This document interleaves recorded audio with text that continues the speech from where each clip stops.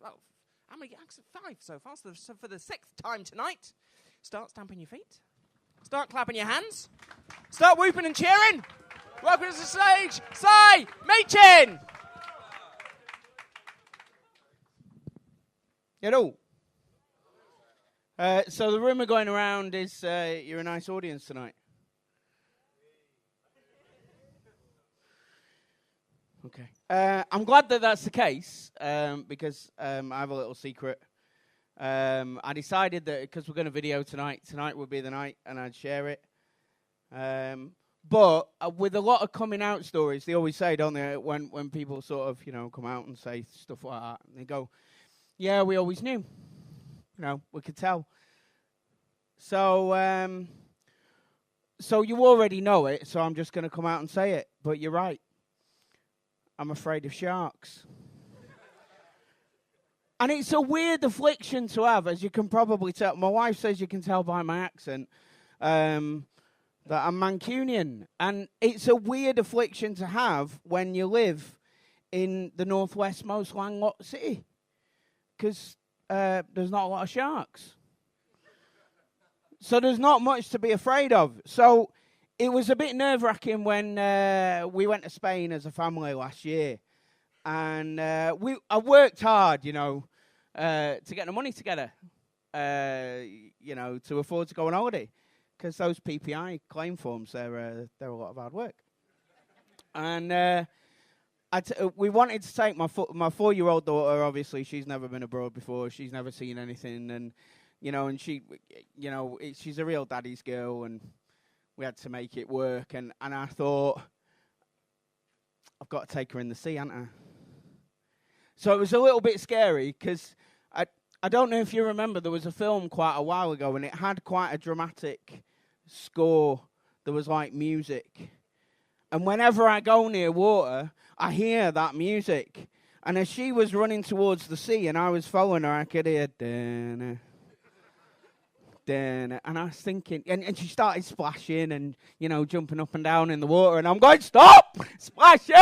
And I was trying to be calm. You're trying to kind of like make a good impression as a dad, aren't you? And I was like, yeah, right. And we got in and she kept going. And I got into about here, right? And this is water and she's there. And I'm like, right, okay, looking around. And something brisk past my leg. I'm not proud to say I shit myself.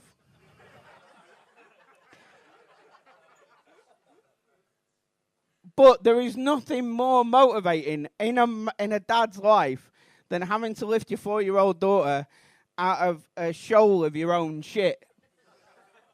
It makes you think, got to do something about this. So when we got back, we had some money left. I went to see a therapist. I'm afraid of sharks and, it's really affecting everything. I've got to get over it. And she said, well, you live in Manchester. It's an irrational fear. And it's not an irrational fear to be afraid of sharks. They're like 12 foot long. They're 1,200 pounds. They attack by surprise. It's not like they text you in advance and go, we're coming round. Do you know what I mean? I've had bailiffs around the house to give you more warning than a shark. Do you know what I mean? It's like there's something the size of a minibus at 25 miles an hour with razor-sharp teeth. It's an apex predator. And she said, Simon, the problem is you're afraid to have a bath because of it.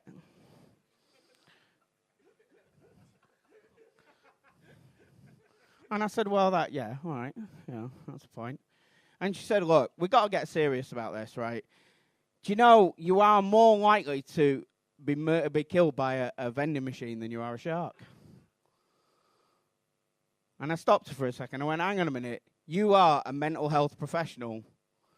That is fat shaming.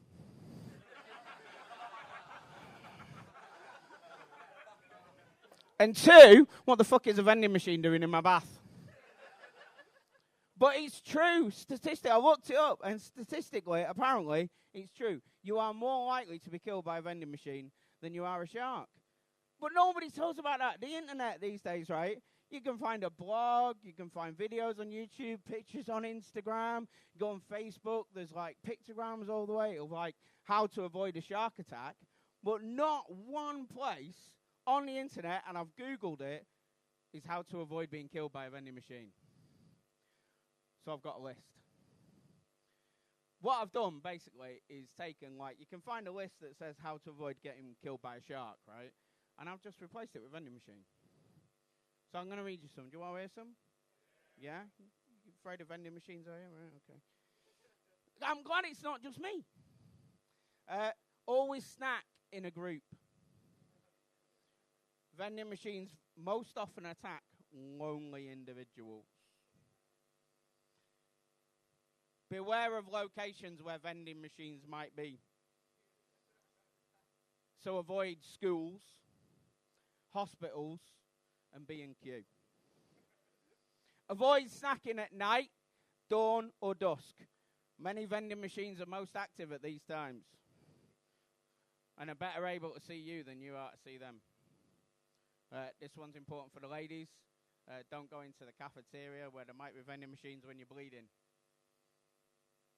because they can sense the smell of blood from a long distance away and can often quickly trace it back to its source.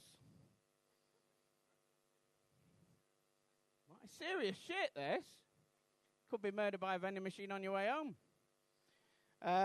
Don't wear shiny jewellery. The reflected light, like the one being shined at me now, saying, fuck off and go home. Reflective light often attracts vending machines. And my all-time favourite, avoid an uneven tan. Because vending machines can see contrast very well.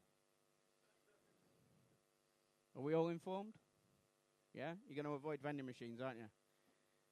It's unlikely, right? Because the only thing I'm going to die of from a vending machine is diabetes. Guys, you've been a wonderful audience. I've been Machin. See you later.